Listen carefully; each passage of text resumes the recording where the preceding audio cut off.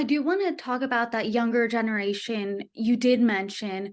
What is this doing to them? Because you said that the leaders in this situation are all older. What is this doing to the younger generation of both Israelis and Palestinians?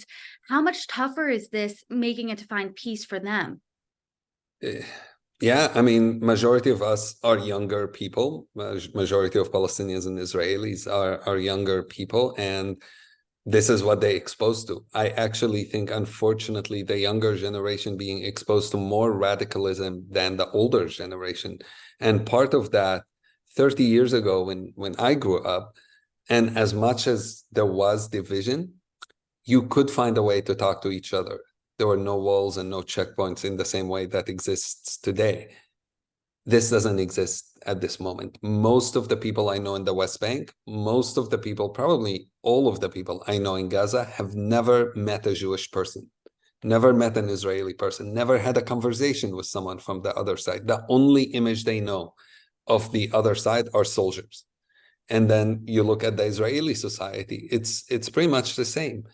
All the people I know in Israel, I go sometimes and meet with students in Israeli classrooms, and I'm talking high schools, I'm usually the first Palestinian they've ever met. And so you grow up in a reality where you think the other literally has horns and tails.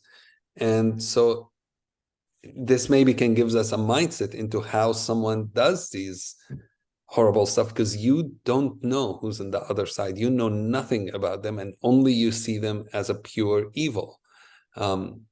That needs to break away. We need to change this reality where no one knows the other. When it comes to leadership, well, add to it. If you're an Israeli, 18 years old, some 19-year-olds are right now fighting, are now soldiers. You are conscripted to the military.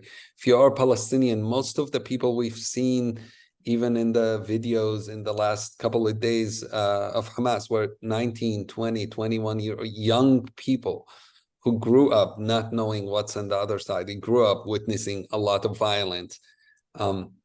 The leadership, as you mentioned, you have Netanyahu on one side, you have Abu Mazen on the other side, you have Haniya. These are all old guys who are more, in my opinion, interested in their positions than they are interested in bringing peace, interested in staying in power, interested in getting richer, interested in helping their group of friends, than they are interested in reaching a peace agreement with the other side. And in some ways, some of them benefit from the status quo, benefit from not having peace. It gives them monopoly on certain things.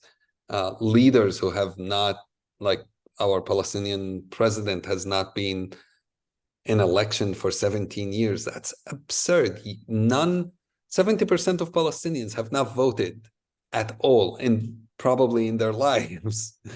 To think that that's a reality we're living in is crazy. It's again, no wonder we are where we are. But that's a failure also of diplomacy. That's a failure of international community that would allow us to get to this point, support us into getting to this point, support these leaders to stay in power, not to challenge the racism that comes out from people in different governments, not really care, assume that status quo can continue, assume this crazy reality can continue, and it's not going to cause any change. And then now everyone's outraged, but we should have been outraged way before.